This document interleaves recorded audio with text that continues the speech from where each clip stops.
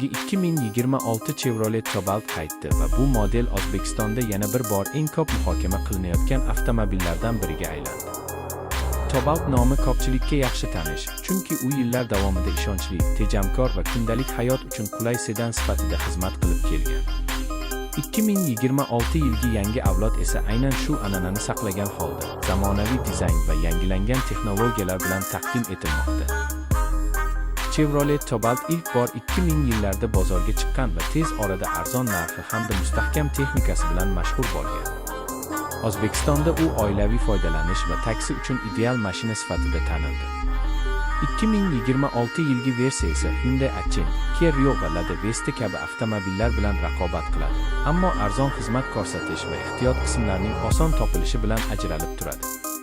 Tashqi ko'rinishda yangi Cobalt ancha zamonaviy. Old qismidagi yangilangan radiator panjarasi va ingichka faralar mashinaga jiddiy va chiroyli qiyofa beradi.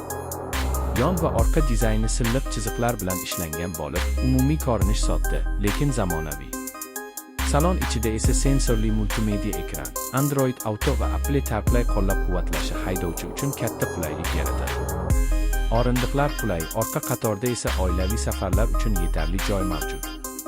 Texnik jihatdan 2026 Chevrolet Cobalt 5 litrli benzin dvigateli bilan taklif qilinishi kutilmoqda.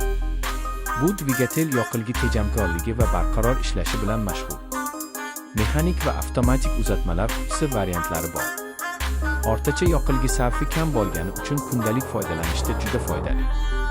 Xavfsizlik tizimlariga ABS, ESP, xavfsizlik yostiqchalari, Parktronic va orqa kamera kiradi.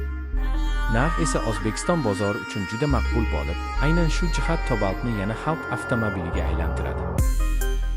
Umuman olganda 2026 Chevrolet Cobalt ishonchli, qulay va hamyonbop sedan izlayotganlar uchun juda yaxshi tanlov bo'lib qaytdi.